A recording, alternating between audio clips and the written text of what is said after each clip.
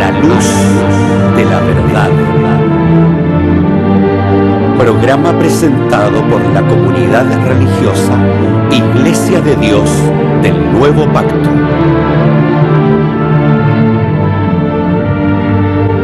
Millones de personas en el mundo piensan que la Biblia es la palabra del único y verdadero Dios. En la actualidad, este libro ha sido traducido a más de 2000 idiomas y dialectos, y se calcula que se han editado unos 6.000 millones de ejemplares. Ningún otro libro que se haya escrito ha ejercido tanta influencia en la sociedad como la Biblia. Sin embargo, su lectura no ha reportado la felicidad ni los beneficios que se esperan de ella. Conozca a través de este programa el porqué de esta situación y lo que verdaderamente enseñan las Escrituras.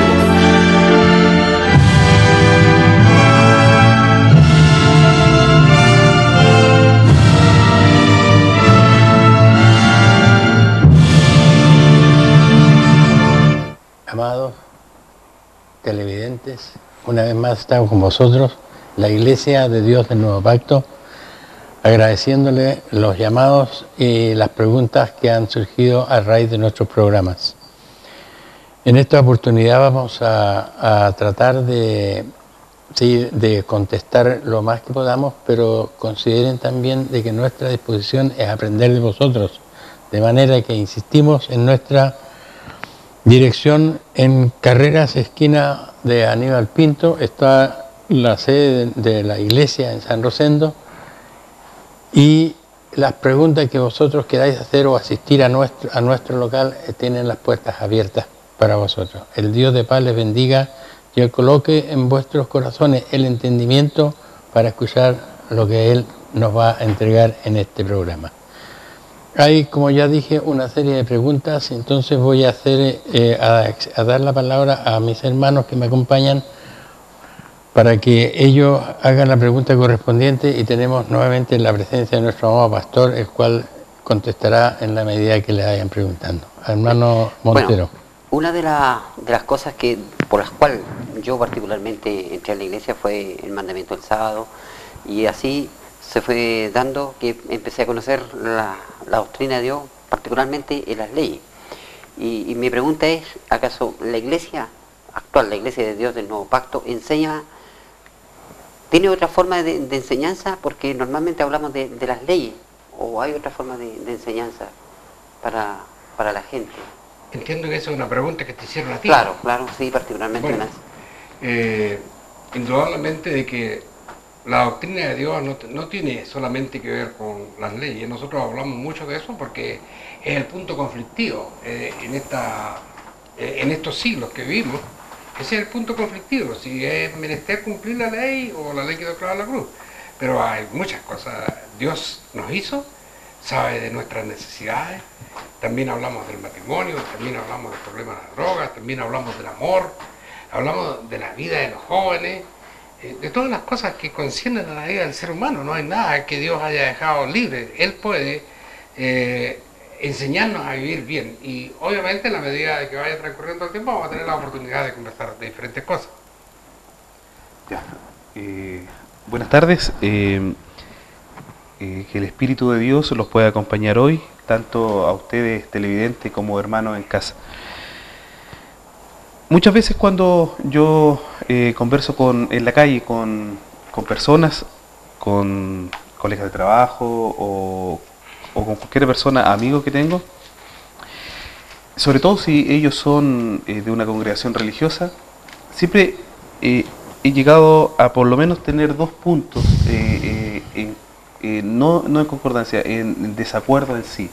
Porque ellos plantean que la visión del lienzo que le muestra a Pedro los animales, cuando le dice que mate y come, dicen que han quedado limpios los animales y ahora uno puede servirse cualquier tipo de animal, sobre todo lo que están en controversia, como el cerdo, los mariscos, que incluso estos últimos son una especialidad para todos aquellos que les gusta prepararlo de diferentes maneras, pero en sí ellos dicen que con la visión de Pedro quedan limpios todos los animales, así que uno puede ahora en este momento comer y servirse de todo lo que el hombre pueda rescatar del mar, tanto del mar como de la tierra.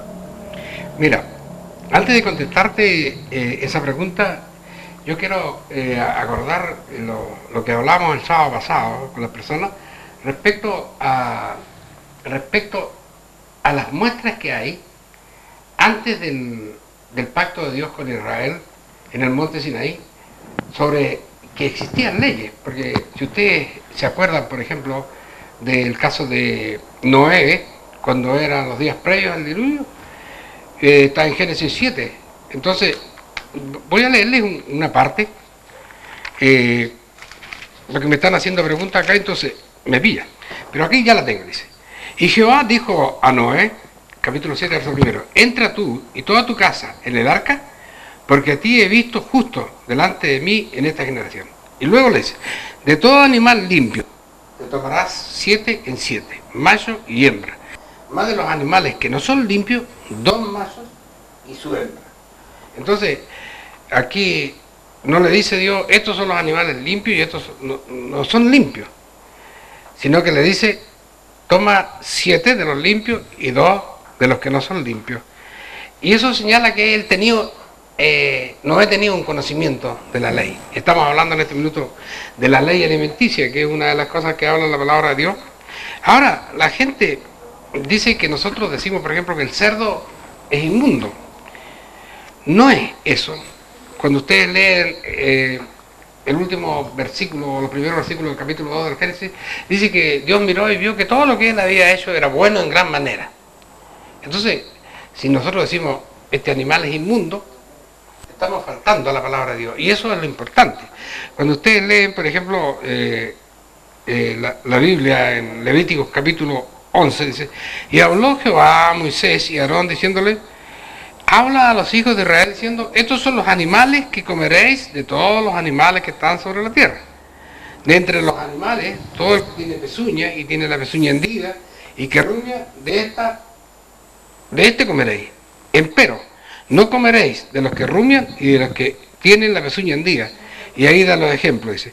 Y finalmente dice, habéis de tenerlos por inmundos. O sea, no es que sean inmundos, sino que nosotros tenemos que tenerlos por inmundos por una situación de que Él los hizo, no con el objeto de que fuera la alimentación del género humano, sino para preservar el sistema ecológico. Que si ustedes se dan cuenta, en la actualidad, el mar es la gran cloaca del mundo. Ahí van a parar todos los desechos humanos, van a parar la gran mayoría de la basura, y por eso el mar es salado. Si el mar no fuera salado, habría una gran contaminación que no tan solamente contaminaría las aguas del mar, sino que contaminaría todo nuestro planeta. Por eso es salada. Pero además de eso, por ejemplo, yo les puedo decir lo que yo conozco. La cholga, que en estos sectores cerca de la costa están preferidas, tiene una virtud, por ejemplo, de que en una hora purifica 20 litros de agua. 20 litros de agua. Y esos 20 litros de agua purificados suben a la superficie. Y acá tenemos a los erizos, que también es un plato preferido y caro. Ellos hacen una nueva purificación y si nosotros pudiésemos cortar el mar, nos daríamos cuenta que hay 3 capas.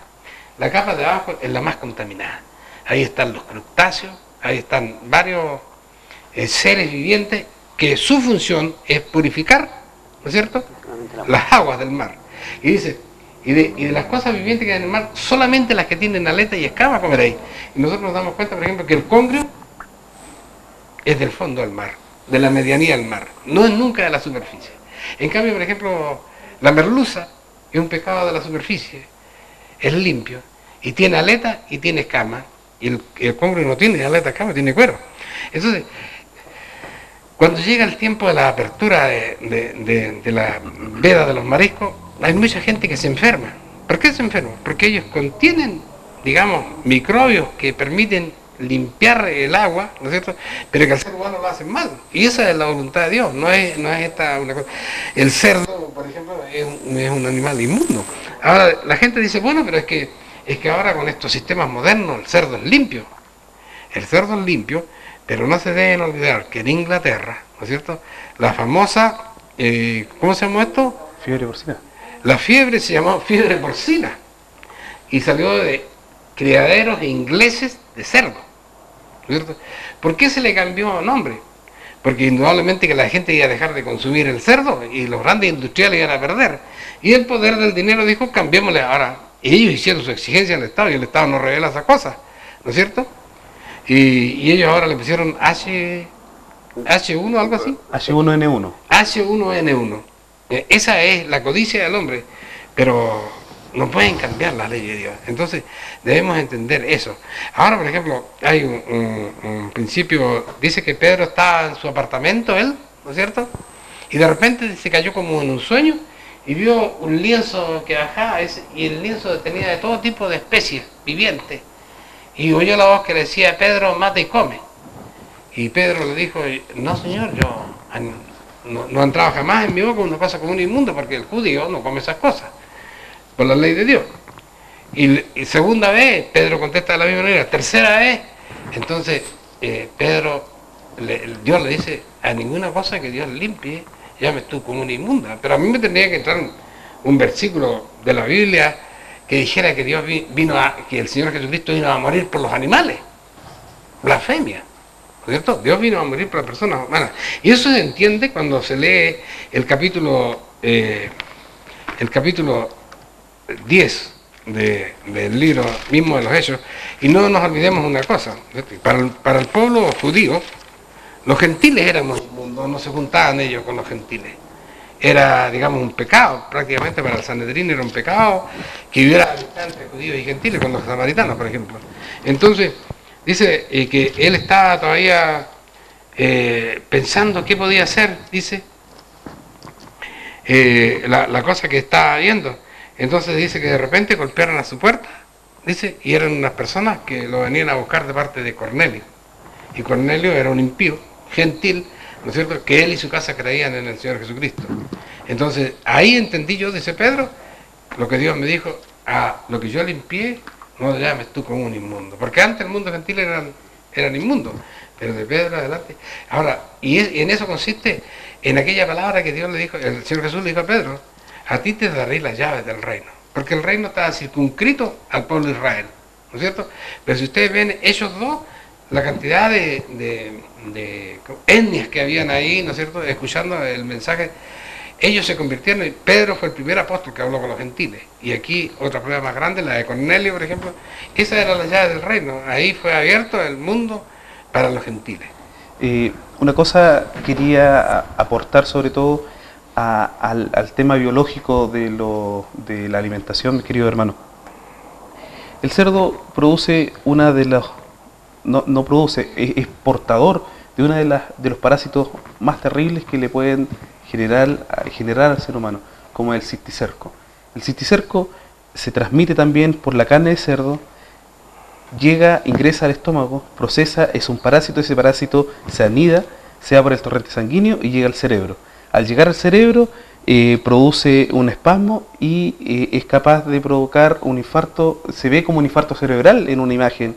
Es tan terrible que la persona queda con convulsiones y más aún tiene que quedar con medicamentos para toda su vida. Entonces, ¿cómo iba a ser posible que Dios iba en su infinita misericordia, que todos predicamos y proclamamos la verdad, ante su infinita misericordia, Él iba a ser capaz de dejar animales o situaciones que al ser humano le iban a causar un daño profundo, porque la persona después queda epiléptica y tiene que tomar medicamentos toda su vida? Entonces, eso es el cuestionamiento que tenemos que hacerlo cada uno de nosotros, tanto en el panel como más adelante, que por eso Dios deja estructurado cómo debe vivir el hombre, para que nosotros podamos ir creyendo cada día más en él. Bueno, de esta manera tratamos de responder a las personas que preguntan. Ahí hay cosas que la gente lamentablemente no sabe, pero que son, la verdad, Dios cuida de nuestras vidas, y por cierto, todo eso, las cosas que Él prohíbe, ¿no es cierto?, las prohíbe con ese concepto. Él no hizo cosas inmundas, pero nosotros tenemos que tenerlas por inmundas porque están hechas, digamos, no para la alimentación de los seres humanos, sino para la mantención del medio ambiente. Y eso es una cosa que la gente debería entenderla perfectamente en estos días cuando estamos con tanta contaminación de tantas maneras. Muy bien. Ahora hay una nueva pregunta que es bastante importante de aclararla a nuestros amables televidentes y que tiene relación con el tema tratado en la semana pasada. Yo creo que la explicación entregada por nuestro pastor fue bien explícita en cuanto a la fe y a las obras de la fe. Pero la pregunta que surge junto con esa que a mí se me hizo corresponde a otra parte que se llama gracia, señalándome que por gracia sois salvos por la fe y esto no es don de vosotros sino don de Dios. Es decir, ahí ya surge un nuevo elemento en donde, amparado, digamos, en este versículo, se trata de tergiversar lo que nosotros, las obras mediante las cuales nosotros probamos la fe. De manera que yo le rogaría al hermano pastor que nos aclarara bien este concepto, gracia y fe y gracia. Existe verdaderamente una interpretación al respecto. Y estas cosas, ¿dónde nacen? Bueno, hay que entender el trasfondo histórico y literario de la Sagrada Escritura para poder nosotros hablar con certeza de lo que es integralmente el pensamiento de la Sagrada Escritura. Nosotros no podemos sacar pedacitos de aquí y pedacitos de allá para hacer una doctrina. La gracia es una situación bien simple. Durante el periodo del primer pacto, la justificación de los pecados era por obra. ¿De qué manera era por obra? Porque como la paga del pecado es muerte, entonces se entendía de que si una persona pecaba, debía morir, necesariamente. Pero Dios en su misericordia, como tenía el propósito de Dios para con el ser humano no era la muerte. Si ustedes se recuerdan bien, por ejemplo, cuando aparece Adán y Eva en el paraíso, dice, y está el árbol de la vida en el centro, entonces era la opción de que ellos pudieran tomar y vivir. Y lo hubieron de apartar de ahí porque ya ellos empezaron con el pecado. Entonces, había eso. Las obras de la ley permitían la justificación del pecado, ¿cierto? Los corderitos, los palominos, eran la forma, al derramar esa sangre valía por mi propia sangre, y yo podía seguir viviendo y hacer una buena vida. Pero eso, dice la palabra que esas cosas terminaron, porque ninguno de esos sacrificios fue capaz de renovar la conciencia de la persona. Mientras ellos tuvieran animales que sacrificar, y era fácil, porque el que tenía mucho podía salirle más caro, y el que tenía menos podía... A un palomino era igual que alguien sacrificara a un buey, era lo mismo, porque lo que se perseguía era que hubiera muerte, derramamiento de sangre, para que haya condenación de la... Como murió, todas esas cosas ese tipo de sacrificio era definitivamente un símbolo de la venida de nuestro Señor Jesucristo y de su sacrificio supremo. Dejaron de hacerse sacrificios porque ¿qué cosa puede ofrecer el hombre delante del Padre que sea más grande que la sangre de nuestro Señor Jesucristo? No existe. Por eso cesaron. Entonces entra lo que se llama el periodo de la gracia. El periodo de la gracia comienza con nuestro Señor Jesucristo. ¿En qué consiste? Lo vamos a leer acá en Romanos, lo tengo aquí. Dice, por cuanto toda la humanidad pecó, toda la humanidad está destituida de la gloria de Dios. Estoy leyendo Romanos capítulo 4, versículo 23. Por cuanto todos pecaron, están destituidos de la gloria de Dios, siendo justificados gratuitamente por su gracia, por la redención en Cristo Jesús. Entonces, la sangre de Cristo, sin nosotros tener ningún mérito, incluso no habíamos nacido siquiera, eso ya había pagado los sacrificios, los pecados que yo iba a cometer antes de conocerla. Estaba pagado. Entonces, justificado gratuitamente por su gracia. ¿Y qué es la gracia? A Jesucristo, dice, al cual Dios ha propuesto en propiciación por la fe en su sangre, para la manifestación de su justicia, atento a haber pasado por alto en su paciencia los pecados pasados. Entonces, en eso consiste la gracia, que una persona llega a la fe, cubierto de pecados como todos hemos llegado, y dice la palabra de Dios, por la muerte de nuestro Señor Jesucristo, en el bautismo nuestros pecados son perdonados. sin ningún mérito. Pero dice, atento a haber pasado por alto los pecados pasados. ¿Por qué razón? Porque si no la Biblia sería una contradicción.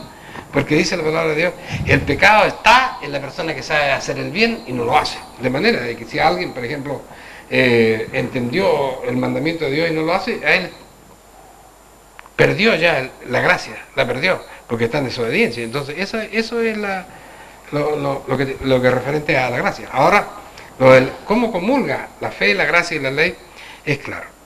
Cuando hablamos en el estudio pasado, hablábamos respecto a la posición de Judas, cuando le recomendaba, dice, yo os ruego que luchéis con toda fuerza por la fe que una vez ha sido dada a los santos.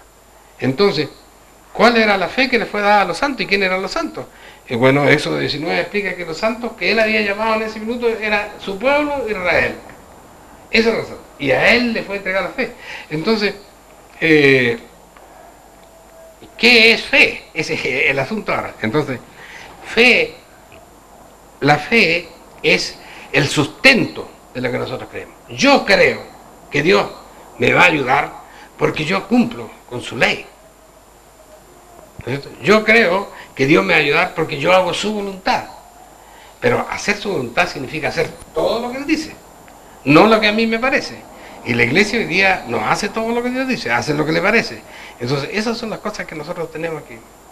Ahora, la ley, tal como dice la gente, la ley quedó clavada en la cruz, no, eso hay que entenderlo perfectamente bien. Si ustedes tienen la oportunidad de entender primero que la ley tenía una parte que era el reglamento de culto y tenía otra parte que era la justificación por los pecados, tal como nos habla el apóstol Pablo en Hebreos capítulo 9:1, se van a dar cuenta, por ejemplo, que había una ley que era la ley referente a la fiesta de las cabañas, que la sociedad no las conoce. Entonces, cuando hablan la palabra de Dios en el libro de Hebreos, dice que vueltos los judíos del cautiverio babilonio, dice, guardaron la fiesta de las cabañas y holocausto como está escrito. O sea, hace la separación. Y cuando ustedes ven, por ejemplo, la fiesta de la Pascua en Éxodo capítulo 12, dice que ellos estaban sacrificando el cordero, y dice, y cuando vuestros hijos os pregunten, dice 12:47 de Éxodo, dice, cuando vuestros hijos os pregunten, ¿qué rito es este vuestro? Habla de un rito ahí. ¿Qué rito es este vuestro? Este rito es la víctima de la Pascua. O sea, no era la cosa de la celebración, sino que era el cordero, era el rito, y eso quedó clavado en la cruz. Por eso que nosotros no matamos el cordero, no sacrificamos animales, porque esos quedaron clavados en la cruz. Entonces, la Biblia especifica cómo son las cosas esencialmente. Claro, y si usted me permite, podemos agregar de que el cordero era la representación de nuestro Señor Jesucristo. De manera de que está todavía, yo pienso que bastante claro en el caso de alguna cosa o pregunta que pueda surgir en ese aspecto, ¿por qué representa a nuestro amado Salvador al Cordero? Porque tenía que cumplirse lo que había establecido como sombra, la sombra. Y la fe es la sustancia de las cosas que se esperan, como dijo nuestro amado hermano pastor. Ahora bien, resulta de que para que ustedes, estimados televidentes, vean que nosotros también tenemos entre nosotros preguntas. Ha surgido en mi cabeza una pregunta que se la hago de inmediato y que tiene relación con otro alcance que se me hizo y que ahora me viene a la mente.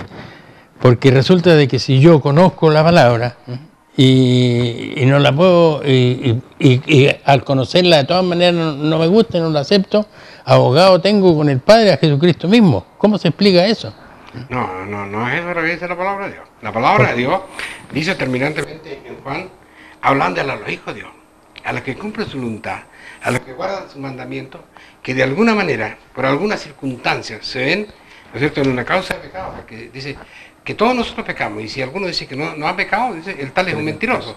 Entonces, en esas situaciones de pecado, nosotros tenemos abogado para el Padre. ¿Para quién es el abogado? Para los que están adentro del sistema, cuando por un momento de ira, ¿no es cierto? Cualquier momento que te haga a ti involuntariamente salirte de la ley de Dios, tuviste que trabajar un sábado, cuando eres una persona independiente, por alguna situación tuviste, bueno, ahí está Jesús abogando por ti porque tú eres parte de. Eres parte del pueblo de Dios y Él es el abogado, no de toda la humanidad, es el abogado del pueblo. De toda la humanidad, Él es el sacrificio redentor. Pero dentro del pueblo de Dios, nosotros somos, dice la palabra de Dios, nosotros somos su pueblo y Él es nuestro abogado y Él es nuestro intercesor delante del Padre, ¿no es cierto? Entonces, esa es la situación. Gracias. Entonces ha quedado claro para todos aquellos que piensan. Yo les ruego que mediten exactamente en el significado que tiene el versículo abogado tenemos para con el Padre, para con el Padre a nuestro Señor Jesucristo. Usted tocó también en su aclaración sobre la gracia el problema del bautismo. Yo creo de que es interesante que los hermanos que están presentes también den su opinión referente al bautismo, porque si bien es cierto, esta es una situación que pocas veces es discutida, pero es una práctica cotidiana. Cuando nace un niño, los padres buscan a sus padrinos y van a la iglesia y lo bautizan. Pero no solamente eso, también las iglesias que se dicen guardadoras de Dios y que siguen la palabra de Dios, bautizan a las personas adultas. ¿Ya? ¿De qué forma? Y bautizan a los niños también siendo que dice que son seguidores de la palabra de Dios. Entonces voy a ofrecer la palabra a mis hermanos si tienen alguna cosa que antes que le conteste nuestro hermano pastor. Sí, es interesante porque uno cuando pregunta y empieza esta comunión con las otras iglesias a conversar, uno empieza a tocar diferentes temas. Y uno de los temas de uno dice el bautismo. ¿Cómo lo haces tú? No, uno dice, nosotros presentamos cuando niño. Otro, no, cuando niño bautizamos. Otros que dicen que bautizamos cuando adultos. ¿Y cómo bautizan? No, nosotros bautizamos a través de la aspersión. Y otros dicen, no, nosotros bautizamos a través de la inmersión. Entonces, no hay un acuerdo común entre toda la iglesia seguidora de Cristo y seguidoras de la verdad misma, la esencia misma de nuestro Señor, y no hay comunión en algo tan importante y tan relevante que nos abre la puerta hacia la salvación como el bautismo. Entonces, uno ve en ellos, si por ejemplo uno juntara 3, 4 personas, cada uno daría su justificación válida y diría, no, yo bautizo, nuestra iglesia bautiza cuando niño, por esto y por esta otra razón. O algunos dirán, yo bautizo solamente por inmersión porque eso dice la palabra. Entonces, no hay un entendimiento unánime para una ordenanza tan importante que nos significa a nosotros la puerta de entrada hacia la salvación. Bueno, eso es lo que hay que explicar. El hermano Montero, a lo mejor usted tiene algo No, me quedo con la pregunta que hacía. Ya. Eso es lo que hay que explicar. El bautismo es la puerta de entrada ahora. Ahora es la puerta de entrada. Cuando el caso más claro se ve, dice la palabra de Dios, que el príncipe Nicodemo, príncipe de los fariseos, vino a Jesús de noche. Ese es un punto importante. Primero que todo, ¿qué significaba que fuera príncipe? Y segundo, ¿qué fuera fariseo? Los fariseos y los saduceos eran las personas que tenían derecho al sacerdocio. Eran en esencia sacerdotes porque venían de la rama de Aarón. Por eso que el año 50, por ejemplo, los saduceos dejan el templo y lo toman los fariseos. Entonces, él era un hombre que conocía la verdad. Uno. Segundo, reconoció al Señor Jesucristo. Vino de noche para que no fuera marcado por su congénere. Vino de noche. Y el Señor Jesús fue taxativo. Le dijo, de cierto te digo hoy, que si no naces de agua de espíritu, no puedes ver el reino de Dios. Entonces, el Nicodemo le dice, ¿cómo puedo nacer yo y entrar en el vientre de mi madre siendo viejo? De cierto te digo hoy, dice, que si no nacieres de agua y de espíritu, no entrarás en el reino de Dios. Aquí la gente no entiende, aquí hay dos cosas. Primero le dice, si no te bautizas no puedes ver. Y después le dice, si no te bautizas no puedes entrar. Hay dos cosas. Obviamente, para poder entrar a un lugar hay que poderlo ver. Y para eso era necesario el bautismo. Ahora, por ejemplo, ¿cómo es el bautismo? La palabra que en nuestro idioma es bautismo viene de la palabra griega bapto. Bapto simplemente significa inmersión, sumersión, inmersión. significa, si significa inmersión, quiere decir que hay que meterlo debajo del agua. No puede ser de otra manera. Primero, entonces, la cuestión literaria, ¿cierto? Eso significa. Luego, el segundo, el ejemplo. Ahora, el bautismo es tomado ahora como una cosa nueva, como que nació con el Señor Jesucristo. Y yo digo, por favor, consideren lo que dice la palabra. Primera de Corintios, capítulo 10, dice: no quiero, hermanos, que ignoréis que todos en Moisés, dice, fueron bautizados en la nube y en el mar. O sea, el bautismo es una figura que viene de atrás. Y tengo aquí una carta, a ver si la encuentro, Pedro. Por aquí lo debo tener. Aquí está. Dice, en el cual también dice, fue, refiriéndose al Señor Jesucristo, fue y predicó a los espíritus encarcelados, los cuales en otro tiempo fueron desobedientes, cuando una vez esperaba la paciencia de Dios en los días de Noé, cuando se aparejaba el arca, en el cual pocas personas, a saber, 8 personas fueron salvas por agua, a la figura de la cual el bautismo que ahora corresponde nos salva. Entonces, Pedro también hace una alusión, ¿no es cierto? Pedro dice que la gente del diluvio, la familia Noé, fue bautizada de esa manera. Pablo dice que Israel fue bautizado en el mar. Y nosotros no debemos dudar de que, por ejemplo, cuando la gente que entró a la tierra de Canaán atravesó el Jordán, lo atravesó en seco, también. ¿Entiendes? Entonces, era una cosa que venía de atrás, que ya estaba prefigurando una situación que iba a pasar. Y cuando viene, dice, aparece Juan el Bautista, su función era llamar a Israel y señalar que detrás de él venía él. Y cuando viene, dice, se presenta el Señor Jesús, tenía 30 años. Tenía 30 años, dice la palabra de Dios. Y dice que Juan lo dice, he aquí el Cordero de Dios que quita el pecado del mundo. Y Jesús le dice, yo vengo para que me bautice. Y le dice, ¿cómo? Yo no soy digno de abrochar la correa de tus zapatos. Deja, porque así conviene cumplir toda justicia. O sea que bautizarte es parte de cumplir la justicia. Las iglesias que bautizan a los niños, a los preadolescentes, a los niñitos de 12 años, hay iglesias que tienen esa costumbre y ya de ahí le empiezan a meter el bautismo. Pero Jesús tenía 12 años y estaba en el templo y era capaz de conversar con los doctores de la ley y no era bautizado. Se bautizó a los 30 años. Entonces, ¿cómo vienen a hacer eso ahora? Ahora, hay un solo bautismo. Esa cosa que le echan agua a los niños en la cabeza, eso no es bautismo. Nosotros, tú me decías, ¿hay varios tipos de bautismo? No, estás equivocado. El bautismo es uno solo. Es por inmersión, que es en el nombre del Padre, del Hijo y del Espíritu Santo. Es uno solo. Lo otro, la gente lo llama bautismo, pero no son bautismos. El bautismo es el que hizo el Señor Jesucristo a los 30 años de edad. ¿Y qué se hace para entrar, digamos, a los niños, a los recién nacidos?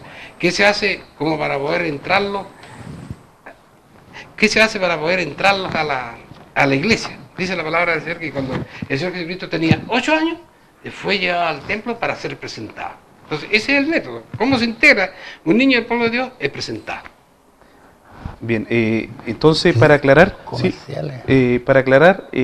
tan solo nuestra iglesia, y no nuestra iglesia, o sea, los seguidores de la palabra de Dios, presentamos a una edad de los 8 años, de los 8 días, perdón, y se bautiza por inmersión.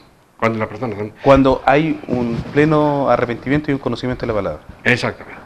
Muy agradecido por la respuesta y vamos a ir a comerciales.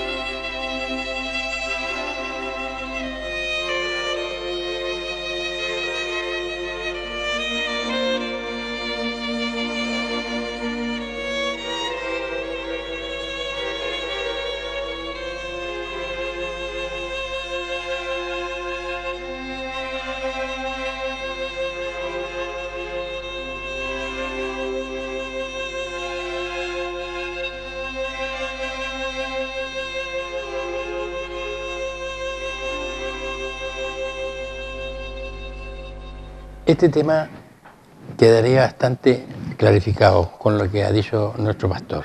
Sin embargo, yo le voy a rogar a usted, amado televidente, que abra la palabra de Dios, la Biblia,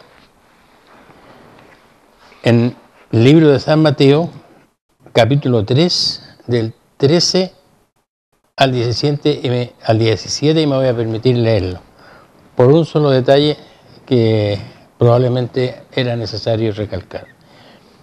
Entonces Jesús vino de Galilea a Juan al Jordán para ser bautizado por él. Mas Juan se le oponía diciendo: yo necesito ser bautizado por ti y tú vienes a mí. Pero Jesús le respondió: deja ahora, porque así conviene cumplir toda justicia. Entonces le dejó.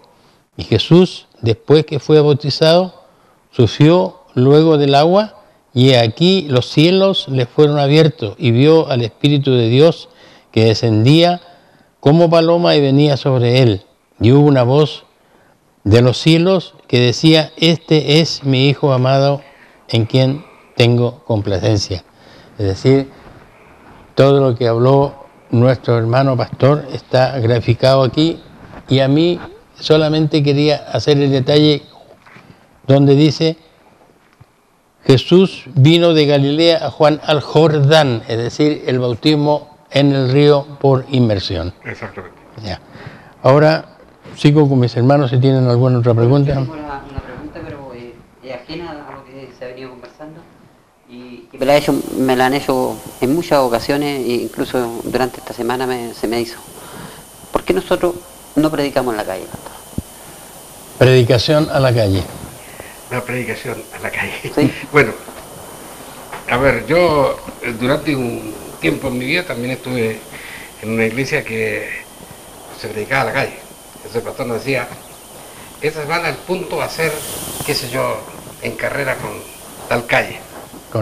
Carrera con Pinto. Carrera con Pinto. Bueno, ustedes, estimados oyentes, tienen un punto ahora ya de carrera con Pinto, así que por favor acompáñenme. Bueno, el Señor Jesús nunca hizo eso. El Señor Jesús habló varias veces en la calle. ¿Pero por qué habló en la calle? Porque Él tenía el Espíritu de Dios, porque eran los tiempos hechos para que el Espíritu de Dios se manifestara en Él, y la gente lo detenía para que Él hablara. Ahora, los apóstoles tuvieron la costumbre de salir y predicaban de dos en dos. Mi experiencia personal respecto a la predicación de la calle, cuando las personas, uno llega a la esquina y suben el televisor, suben la radio y no escucha a nadie.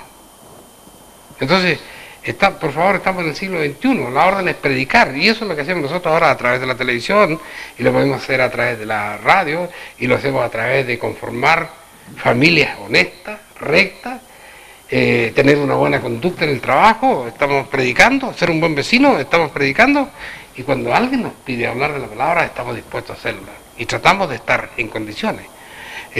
No hay, cuando el Señor Jesús dijo, y predicar el Evangelio por el mundo, nadie cumple esa palabra, porque ni siquiera predicamos en el barrio.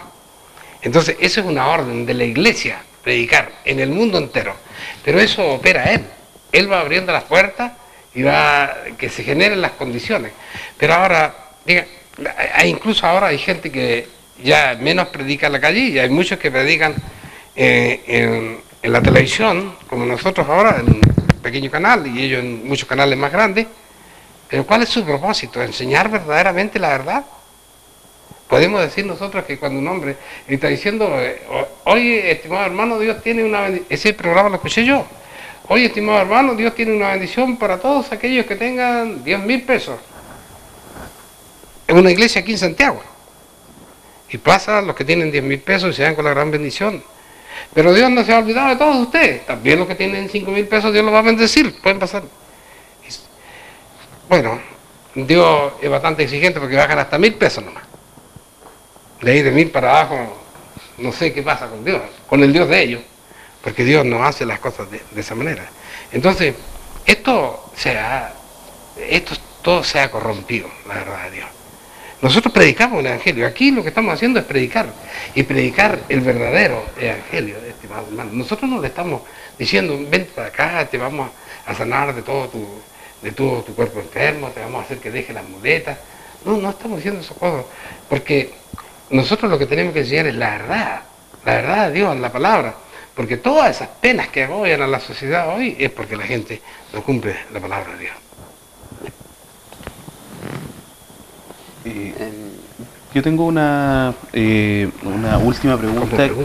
Es una última pregunta, al menos en lo personal, pero que agrega y abarca, yo creo que casi toda la Sagrada Escritura, mi hermano. Nosotros vemos en estos tiempos, sobre todo la semana pasada, nos dábamos cuenta de aquel violador que violó a estos niños en los jardines infantiles, que ahora van a empezar a colocar cámaras en los jardines infantiles para que no se den estos sucesos. Entonces uno se pregunta en estos tiempos, primero que todo, ¿qué pasa con el hombre? ¿Qué pasa con el hombre que está tan pervertido y no encuentra un camino, ni el camino, ni la causal de su existencia? Entonces, ¿cuál es el verdadero propósito del hombre en esta tierra? Porque así como Dios nos creó en un momento, también tiene un plan y un propósito para nosotros. ¿Cuál es el propósito del hombre? Porque el hombre en general, yo estoy hablando de género de hombre y mujer, como decía Salomón, la vanidad está presente. O sea, no interesa guardar un día, no interesa hablar de Dios, es trabajar, es que nuestros niños se tengan que educar, porque está tan competitivo el mundo en estos momentos que uno ve que si el hijo no es doctor, o no es abogado, o no es un ingeniero civil, o no es una carrera importante, el hijo no, como que perdió su rumbo. Entonces, el propósito del hombre, hermano, ahora, ¿cuál es nuestro propósito de existencia en estos momentos? Bueno, cuando nosotros vemos la palabra de Dios, dice, hagamos al hombre a nuestra imagen y semejanza. O sea, el propósito es que el género humano llegue a ser un día semejante a Dios. Dice, el Salmo 15, me parece el versículo final, dice, toda mi vida esperaré, no, eso me tocó, toda mi vida esperaré, dice, hasta que venga mi mutación. O sea, él espera, y después cuando vemos nosotros la primera carta de Corintios en el capítulo 15, ahí está clara la palabra de Dios, donde dice de que llegará el momento, ¿no es cierto?, en que nuestro cuerpo material será vestido de espiritualidad, será vestido, este cuerpo carnal será vestido de inmortalidad. Entonces, ese es nuestro propósito, llegar a ser un día semejante a Dios, obviamente, guardando los debidos parámetros, ¿no es cierto?, de su dignidad. Ese es el propósito de Dios, y ese propósito se va a cumplir, por cierto, no con toda la humanidad. Bien. Tenemos que hacer una meditación que es bien importante, porque vemos que cada día hay manifestaciones de todo tipo a lo largo del mundo. Europa, América, felizmente Chile no todavía, están sufriendo una calamidad de carácter económico que tiene a todo el mundo en una situación de angustia por pérdida de sus puestos de trabajo, pérdida por lo que han alcanzado en cuanto a propiedades se refiere, y que están lisa y llanamente obsoletas, es decir, las han perdido. Aparte de eso, tenemos sismos a nivel de la humanidad, tenemos catástrofes de carácter fluvial, y el mundo ha entrado en una psicosis en donde vemos que cada día aparecen los profetas de este siglo satánicos anunciando el fin del mundo. Yo le quería pedir a nuestro pastor, y le pido de hecho ya, que nos haga una aclaración acerca de lo que está dicho del fin del mundo en este año 2012 concretamente. Y queda pocos días. Ya. Queda pocos días, justo. Bueno, estimados hermanos, esa no es una preocupación nueva. Hoy tiene otro sentido. Se habla de la cultura maya, se habla de Nostradamus, de la interpretación de las cosas que ellos dijeron en algún momento determinado. Un día le dijeron al Señor Jesucristo, ¿qué señales hay de estas cosas? ¿Cuándo será esto? Y el Señor Jesús le dice que eso no le corresponde ni siquiera a Él, porque solamente el Padre sabe cuándo termine esto. ¿Se acabará el mundo? La Biblia no dice en ninguna parte que se acabe el mundo. Cuando leemos el profeta Isaías, el 45, dice que el mundo fue hecho para ser habitado. Entonces, no es el propósito de eso. El capítulo 24 de Mateo dice de la siguiente manera. Salido Jesús, iba hacia el templo y llegaron a él sus discípulos para mostrarle los edificios del templo. Y respondiendo les dijo, ¿veis todo esto? De cierto os digo que no será dejado piedra sobre piedra que no sea destruida. Y se sentaron él en el monte de las Olivas y se llegaron a él los discípulos aparte diciendo, dinos Señor, ¿cuándo serán estas cosas? ¿Y qué señal habrá de tu venida y del fin del mundo? Y aquí empieza. Y respondió Jesús y le dijo, mirad que nadie nos engañe. Entonces, cuando se habló del fin del mundo, por supuesto, no se hablaba del exterminio del planeta, sino que se hablaba de este sistema, ¿no es cierto?, que no ha sido capaz de satisfacer y de dar felicidad al género humano. Porque es una incongruencia el sistema de modernidad que tenemos ahora. He oído, por ejemplo, cuando tú estabas en el extranjero y nos comunicábamos por teléfono, y he visto como tu familia se comunica contigo desde allá en Alemania, a tu casa. Imagínate qué modernidad y tantas cosas que existen hoy día, pero esas cosas no han logrado jamás hacer feliz a todo el mundo. Si bien es cierto, nos da pinceladas de tranquilidad, pero las cosas que pasan ahora nos dejan perplejos cada día. Entonces dice que los discípulos le preguntaron, ¿no es cierto?, ¿cuándo serán estas cosas? Una pregunta. ¿Qué señal habrá de tu venida? Dos cosas. ¿Qué señal habrá del fin del mundo? Tres cosas preguntaron. Y el Señor Jesús le dijo, mirad que nadie nos engañe, porque vendrán muchos en mi nombre diciendo yo soy el Cristo, y a muchos se engañarán. Entonces, ahora nosotros que tenemos que hacer un examen y darnos cuenta qué cosa está pasando. ¿Hay hartas personas hablando de Cristo? Por supuesto. Se levantan cada día. Cada día hay más iglesias cristianas y cada día hablan menos de la Biblia. Entonces, meta cumplida. Esa señal está dando. Cada día hay más iglesias. Como ustedes saben, yo vivo en un pueblecito alrededor de Santiago, levantamos nuestra casa de oración. Ahora hay 4 casas de oración nuevas en un pueblo que tiene 20.000 habitantes. Pero ¿por qué se hacen estas cosas? Con el afán de enseñar la verdad de Dios. La verdad de Dios no se enseña. Se habla solamente de Cristo y se habla del Cristo que nos han pintado, ¿no es cierto? No se habla de la vida que él tenía, no se habla que era judío, no se habla que en un día de la Pascua subió con su madre y con su padre a celebrar la Pascua a Jerusalén, siendo que él no vivía en Jerusalén. Entonces, se habla, por ejemplo, en el capítulo 7 de Juan, que él subió a la fiesta de las cabañas y mandó a sus discípulos que subieran a la fiesta de las cabañas. Entonces, esas cosas no se hablan. No se habla, por ejemplo, de que Jesús iba a los sábados a la sinagoga a hablar de la palabra de Dios y al sábado al templo. Ahora se dice que Jesús, por ejemplo, fue un domingo de Ramos, entró a Jerusalén. Eso es falso. Jesús no tenía ninguna razón para ir. De acuerdo a la Biblia, y eso por supuesto va a ser otro estudio en otra ocasión, él subió a Jerusalén, entró a Jerusalén, después de haber estado en Galilea largo tiempo, se vino a la casa de Lázaro y sus hermanas, y llegó ahí un día jueves, eso lo vamos a mostrar en la Biblia cuando llegue el momento. El sábado se fue a congregar. El día sábado se fue a congregar. Y ahí donde toda la gente lo reconoce, tal como está escrito en el profeta Isaías. Entonces, esas son hay un evangelio nuevo ahora, hay una religión nueva, hay una forma nueva de adorar. Entonces dice, vendrán muchos en mi nombre diciendo yo soy el Cristo, y a muchos engañarán. Claro, la gente no habla de otros dioses aquí, por lo menos en el occidente. Habla de Cristo, ¿cierto? Pero no hablan quién era y qué hacía y cómo vivía él. Luego dice, y oiréis guerra y rumores de guerra, mirad que no os turbáis, porque es menester que todo esto acontezca, más aún no del fin.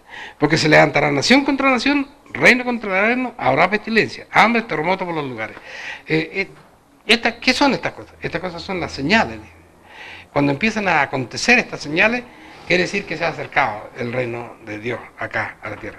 Ahora, hablemos, por ejemplo, de las guerras. Aquí dice, habrá guerra, dice, de nación contra nación. Esas eran las guerras de expansión o de desentendimiento. Pero después dice, habrá guerra de reino contra reino. Y aquí nos está hablando de la cosa étnica. Nosotros teníamos, por ejemplo, constituida la Unión de Repúblicas Soviéticas Socialistas, se destruyó absolutamente. Teníamos Yugoslavia, se destruyó absolutamente.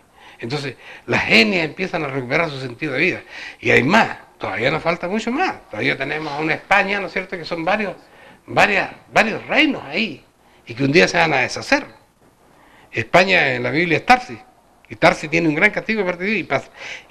Entonces se están cumpliendo las señales, ¿no es cierto? Ahora, ¿qué pasa cuando hay guerra? Cuando hay guerra, naturalmente, el mayor capital se dirige hacia ganar la guerra. Y eso quiere decir que se siembran menos los campos, hay menos producción de alimentos, y eso como consecuencia trae el hambre. En el mundo hay hambre.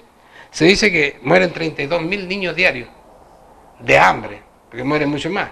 Pero de hambre mueren, pero hambre, eso significa hambre. Un niño de 14 años que pesa 16 kilos. Eso nosotros no lo hemos visto, gracias a Dios. Pero nosotros tenemos aquí un ejemplo de lo que se va a significar un día el hambre. Porque yo creo que todos nosotros los connacionales, nos acordamos, por ejemplo, cuando cayó el avión uruguayo. Qué espantoso eso, cuando tuvieron que comerse a sus compañeros muertos para poder seguir viviendo. Eso no lo hemos conocido. Pero viene, ya en África está instalado, en parte de Asia está instalado. En Sudamérica tenemos Haití. Y va a seguir arrasando. Porque eso dice la Biblia. Pero todas estas cosas tan nefastas, dice, son señales. Dice, se levantará nación contra nación, reino contra reino, habrá pestilencia, habrá hambre, habrá terremoto por los lugares. Y desde el año 2004, ¿no es cierto?, desde que fue ese gran terremoto allá por el mar Caspio, ¿no es cierto?, Somalia, ese gran tsunami, pero la gente está asustada. Yo no me acuerdo bien, pero ustedes me pueden ayudar en Lucas 23, alguien que lo busque. Es un versículo que dice que la gente va a estar en estos días atemorizada, dice, por el ruido del mar. Imagínate que, y yo no sé si ustedes han oído las noticias, pero hay gente que ha escuchado ruido. En nuestro país tenemos en el sur un lago que se seca y de repente se vuelve a llenar. Entonces, pero la Biblia nos dice eso. Dice, la palabra de Dios dice, estas son solamente las señales, eso dijo el Señor Jesucristo. No es el fin del mundo, dice. Y todas estas cosas, dice, porque se levantará nación contra nación, reino contra reino, habrá pestilencia, habrá hambre, habrá terremoto por los lugares, y todas estas cosas, principios de dolores. Cuando se empiezan a ver estas cosas que ya empezaron a ver, estamos entrando al periodo que la Biblia llama la gran tribulación. Ya estamos entrando, porque en realidad se salió la cosa de las manos de los que podían controlarla, dicen. Y todas estas cosas, al principio, entonces dice, os entregarán para ser afligidos y os matarán. Aquí viene la persecución. La persecución que empieza, ¿no es cierto?, cuando veamos a Israel rodeada de todos aquellos que se la quieren comer, ¿no es cierto? Irán, lo ha dicho abiertamente en mil veces. Siria, gracias a Dios que de alguna manera está desestabilizado, porque si no ya estaría encima, ¿no es cierto? Pero ellos que habían perdido mucha potencia cuando se destruyó la Unión de Repúblicas Soviéticas Socialistas, tuvieron la oportunidad de armarse de armas nucleares, ¿no es cierto? Entonces hacen perfectamente posible lo que dice la palabra de Dios en Zacarías capítulo 14, dice que Jerusalén será rodeada de gente, ¿no es cierto? Pero de ahí dice, el versículo 4 creo que dice, que vendrá nuestro Señor Jesucristo, dice, y asentará su pie en el monte de la Olía, y el monte de la Olía se partirá en dos y se hará un gran valle. Dice, pero ¿con quién va a venir? No va a venir solo. Si ustedes leen, por ejemplo, la primera carta de Tesalonicenses, ustedes pueden buscarla en su Biblia, porque a mí me cuesta un poco en esta Biblia de hojitas tan delgaditas, pero ahí dice que nosotros no estemos llorosos respecto a los que supuestamente han muerto, porque ellos no están muertos, dice que solamente duermen, pero en un día, en un momento dado, dice, al sonido de la trompeta, ¿Ya? ¿Puedes leerlo? Hermano Manuel.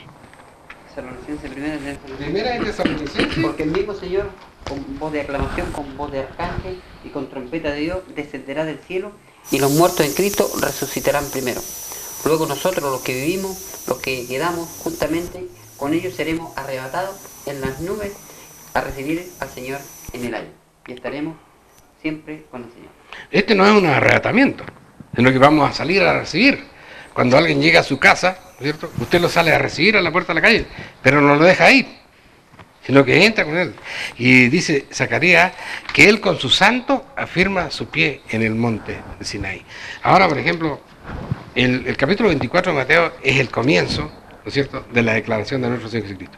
Pero cuando abrimos nosotros el libro de Apocalipsis, nos vamos a dar cuenta que el propio Señor Jesucristo ahora empieza a enseñarle a Juan para que escriba lo que van a ser las cosas del fin.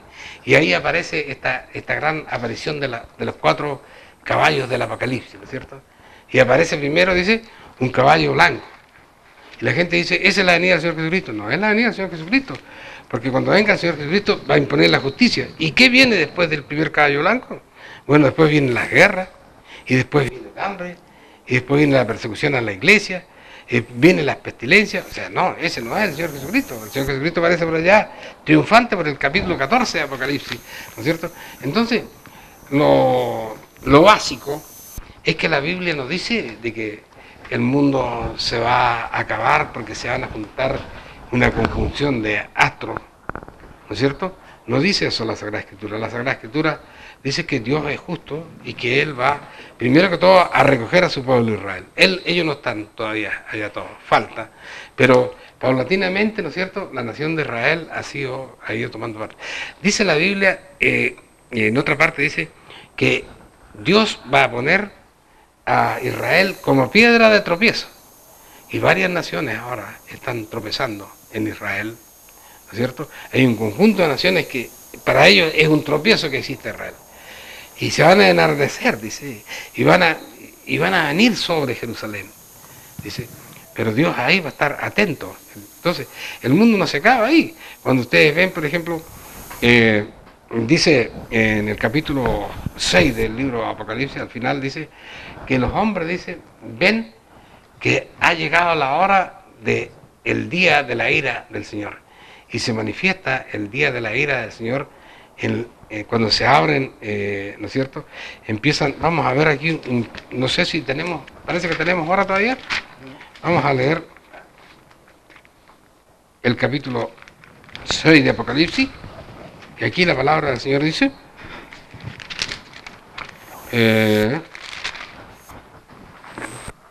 aquí ya nos están haciendo señas que nos quedan los últimos minutos y los quiero aprovechar de la siguiente manera. Dice, 7 minutos, o sea, 3 minutos más. y miré cuando el Cordero abrió uno de los sellos, y miré aquí un caballo blanco, ahí está, ¿no es cierto? Pero cuando termina esto de los sellos y todas esas cosas, dice, y los reyes de la tierra, y los príncipes, y los ricos, y los capitanes, y los fuertes, y todos siervos, y todos libres, se escondieron en las cuevas, entre las peñas del monte, y decían a los montes y a las peñas, caed sobre nosotros, y escondednos de la cara del que está sentado sobre el trono, y de la ira del Cordero, porque el gran día de la ira ha venido. ¿Y quién podrá estar firme? Y ahí después viene, ¿no es cierto?, como Dios en su gran misericordia, dice en el capítulo 7, señala a sus hijos, para que todas las plagas que van a venir sobre la tierra no los toquen. Entonces, no le tengamos miedo a las cosas que vienen. Lo que tenemos que hacer es acudir presto a nuestro Señor Jesucristo, para cuando venga el momento en que Él vaya a señalar a sus hijos, nosotros estemos en eso. Porque a ellos, dice la palabra, que los vientos del cielo fueron detenidos para no hacer daño a la tierra hasta que sus hijos fueran señalados. Porque cuando venga Él y derrame su ira sobre la tierra, entonces ahí va a ser el lloro y el crujir de dientes de muchos, ¿no es cierto? Pero nosotros tenemos la esperanza de estar al otro lado, de estar al lado de los protegidos. Y naturalmente para también nuestros estimados hermanos creyentes, hermanos oyentes, hermanos que nos ven en la televisión, no va a pasar absolutamente nada el 12 o el 22 de diciembre, ni nunca va a pasar cuando un hombre diga estas cosas, porque Dios tiene determinado cuándo y cómo van a hacer estas cosas, y obviamente a través de la Escritura la podemos conversar y entender la verdad y vivir tranquilos. he llegado a algunas casas donde encuentro que, visitando a algunas personas que dicen amar a Dios, tienen el Salmo 91 abierto en sus casas, ya las páginas llegan a estar amarillas de tanto tiempo, porque se está usando la Biblia como un fetiche. Y no es eso, lo que la Biblia dice: el que habita al abrigo del Altísimo morará bajo la sombra del Omnipotente. ¿Qué significa esto? Estar en buenas con Dios. Y para estar en buenas con Dios, dice, ¿a qué no iré? Dice el profeta Isaías en el capítulo 66. Dice Dios, ¿a qué no iré yo? Dice, al que es humilde de corazón y obediente a su palabra. Eso es lo que yo creo de él. Y Dios le bendiga, estimado y estimada vidente, televidente, y le deseamos lo mejor y le damos, en la medida que Dios nos entrega, lo mejor que Él nos ha enseñado. En Carrera 370, Aníbal Pinto, esquina de Carrera, está su casa, la casa de Dios, que le espera.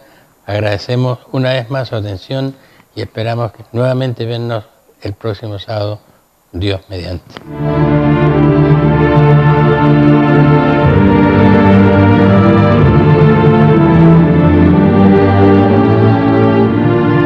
Si le ha interesado lo que hemos expuesto, le invitamos a escribirnos al correo electrónico iglesiasiglo21@gmail.com y a sintonizarnos en esta emisora la próxima semana en el mismo horario.